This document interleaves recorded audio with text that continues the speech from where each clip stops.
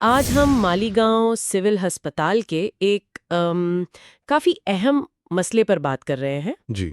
मसला ये है कि वहाँ जो ख़वातीन ज़चगी के लिए जाती हैं, जी। उन्हें अक्सर दूसरे शहर धूले सिविल अस्पताल क्यों भेज दिया जाता है?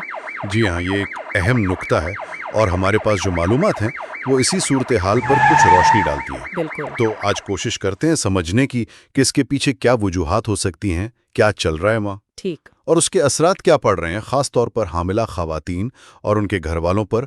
मकसद यही है कि मसले की तह तक जाया जाए। बिल्कुल। तो जो बुनियादी बात समझ में आ रही है वो ये है कि मालीगांव सिविल अस्पताल, जहाँ जाहिर है गरीब लोग, मुतवस्सित तबके के लोग जाते हैं इलाज के लिए, जी, जो उनका बड़ा सहारा है। हाँ, वहीं से अक्सर हामिला खवातीन को ऐसी खवातीन जिन्हें शायद वहीं संभाला जा सकता हो, उन्हें भी रेफर कर दिया जाता है धूले, मतलब दूसरे शहर भेज देते हैं इलाज के लिए। सही।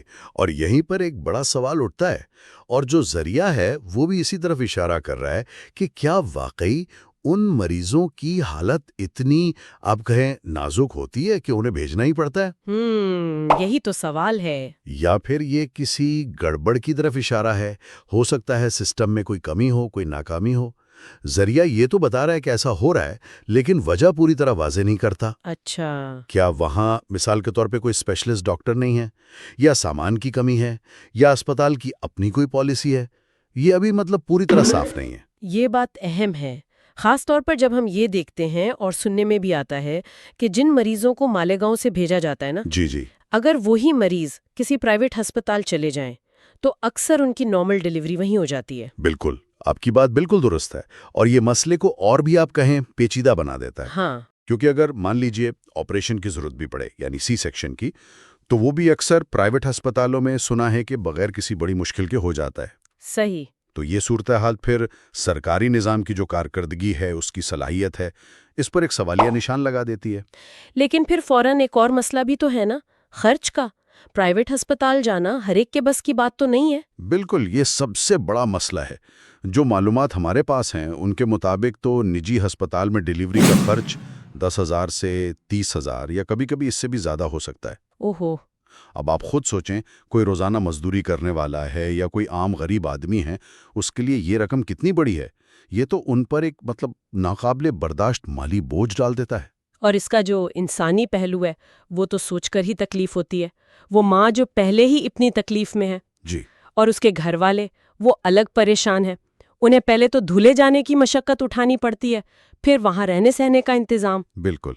और फिर ये गैर यकीनी सूरत हाल के आगे क्या होगा, इलाज ठीक से मिलेगा या नहीं, ये सारी चीजें मिलकर उनकी परेशानी को बहुत ज्यादा बढ़ा देती हैं।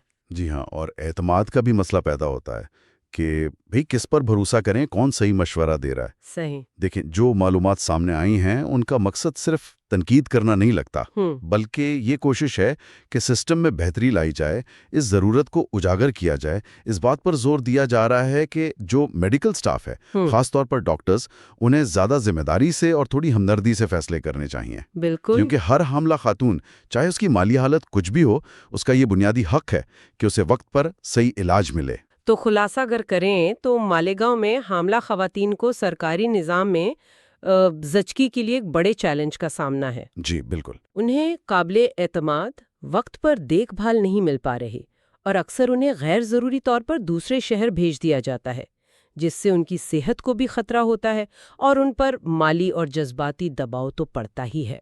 सही कहा आपने। तो इस सारी सूरत हाल को समझने के बाद एक सवाल मेरे जहन में आ रहा है, जो शायद इनफरादी केसेस से हटकर पूरे सिस्टम से मुताल्लिक है। जी। कि सरकारी अस्पतालों में, खास तौर पर मालीगांव जैसी जगहों पर, यह जवाबदेही कैसे यकीनी बनाई जाए, अकाउंटेबिलिटी कैसे हो। अहम सवाल है।